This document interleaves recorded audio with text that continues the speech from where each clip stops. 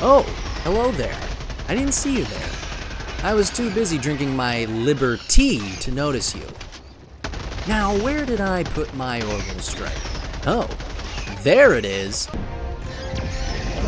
Now I am become death, the destroyer of worlds. In Helldivers 2, we are soldiers from Super Earth, looking to rid the galaxy of Tyranids and Cybermen. I mean, Terminids and automatons. Although the bug name does seem a bit on the nose. Armed with an impressive arsenal of weaponry and space artillery, Helldivers 2 provides endless fun so long as you get to play it with friends or if the game will let you onto its servers. But we'll touch on that in a bit. This review was done on PC, but you can play this game on the PlayStation as well. We begin with a Starship Trooper-like commercial, where we see a man screaming in horror as a family is brutally killed off-screen by a freakishly big alien bug. What better way to combat these abominations than spraying a good old cup of liberty? The combination of war propaganda and humor in this game makes me get a sense of nostalgia for Juan Rico yelling at me, After the introduction cutscene, you are taken to the tutorial mission where we meet General Brash, a decorated veteran who isn't so easily impressed. But we soon quickly win him over after learning basic steps like moving and shooting our weapons. In all my years, I've never witnessed such acrobatic perfection. We just might have what it takes to be the greatest Helldiver Super Earth has ever seen. When we finish the tutorial, you get the chance to name your ship. As an Imperial Fist player, what better way to name your ship and spread the Imperial truth than by dubbing it the Fist of Mercy? I know, that seems a bit on the nose, or in this case on the fist. From there, you get the chance to go out and rid the world of anything that would do harm to our precious Super Earth. The enemy types vary, from the small leaping bugs who can spit acid at you, to the towering behemoths that take everything you got just to take it down. Then there's the walking toasters of death with blades and walking tanks. My first couple of games was an escort mission of guiding researchers to safety from the tin pans. But after dying multiple times, I felt like I was missing something. Where was the fun? I then soon realized I wasn't having any fun because I wasn't playing with anyone. This game is really meant to be played with others, and after my first few games, it clearly shows.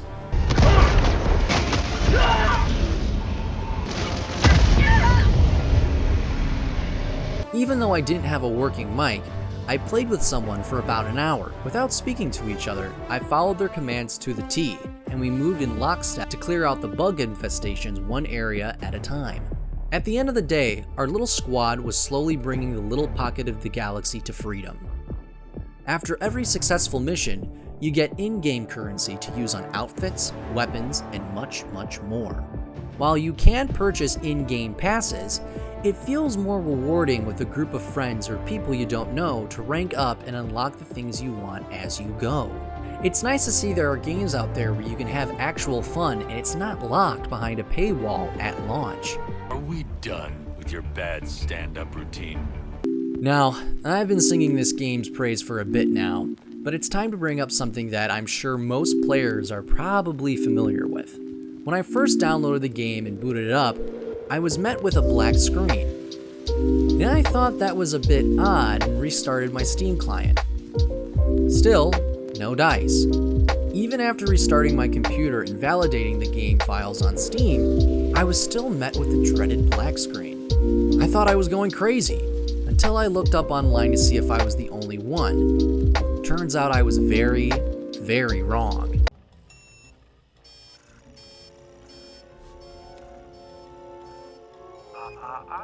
You didn't say the magic word. Please! God damn it! Hate this hacker crap.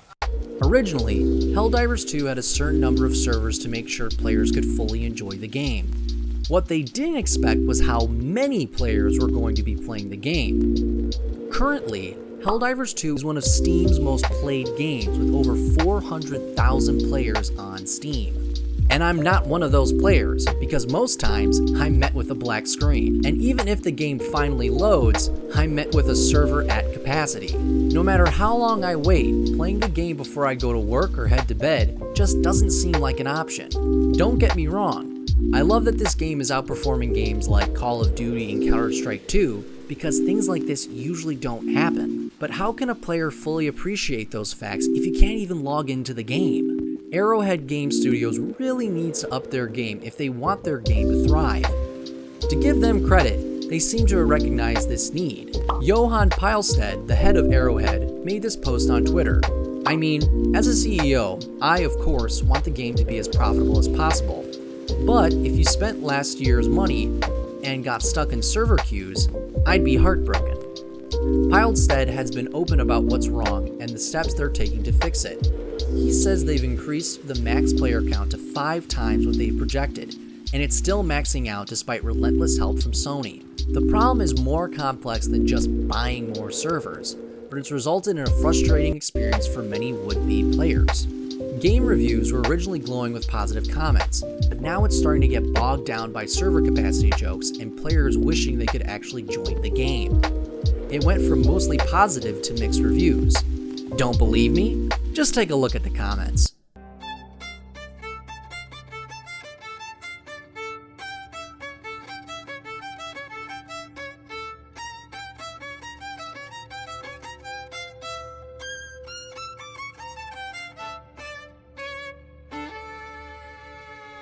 The best thing we can do in the meantime is wait and pray to our respective gods that they get on this so everyone can play this fun game. Once you put that glaringly negative issue on the side, this game can be quite addictive. Giving the player the liberty of where to land and preparing yourself for battle with your comrades makes you ready for the threats that will come your squad's way. A neat feature of this game is that the player can perform certain actions after inputting certain keystrokes. This can bring down a resupply for your weapons and health stims, a third weapon, or dropping down hellfire from up above. Fighting your way through the planet, you and your squad will find bug outposts where you can toss grenades like basketballs into their nesting grounds, preventing them from spawning. Or you could find missile silos and use them on the planet to call in airstrikes and obliterate the alien scum. I love the smell of napalm in the morning. Smells like victory. Outside of the side objectives in the game, players get the chance to destroy the egg nests, brood commanders, save researchers as you escort them, and so much more. This game does have its funny moments, like as if you're getting extracted off the planet. If you're too close to the landing zone, you could get crushed by the ship and your buddies have to wait for you so you can all leave together. Or forgetting that friendly fire is a thing and you accidentally kill your buddy, hoping they don't leave the server because they just might not come back. One side comment, one of the soldiers is voiced by Yuri Lowenthal, the voice of Peter Parker / Spider-Man in the PlayStation game. Okay, before we get down to business, there's something I have to tell you. I'm fresh out of honey. Or in the anime industry as Sasuke Uchiha from Naruto. I'm going to restore my clan and destroy a certain someone. It's nice to know you have a superhero that's got your back as you're spreading a good old cup of liberty. How'd you like the taste of freedom? In the end, Helldivers 2 can be an extremely enjoyable game, whether you're playing with friends or randoms you meet online. Landing on a foreign planet and blasting away aliens or robots in such fun and unique ways makes it a great time. But I hate to say that players won't return to the game if the server issues won't get fixed. Because there are actual players out there who refuse to leave their game because they're afraid they might not be able to log back on. However, by the time of the release of this video, these issues may have changed. Is this game worth the $40? Yes and no. I would say yes if the servers were working. I would say no because of the glaring fact that they're not. What I can recommend you to do is to hold off buying the game until you're allowed to go on the game without having to wait an hour or longer. This game might be a good substitute until I play a more superior bug-killing game, Space Marines 2, that comes out later this year. I'm sorry, you name a race of bugs Terminids, how could you not think of Tyranids from Warhammer 40k? Plus, with it being a co-op game, I know I can rely on its servers to let me play the game. Until then, I hope the servers come on so you can enjoy this game as much as I did. And as always, I'll see you in the next one.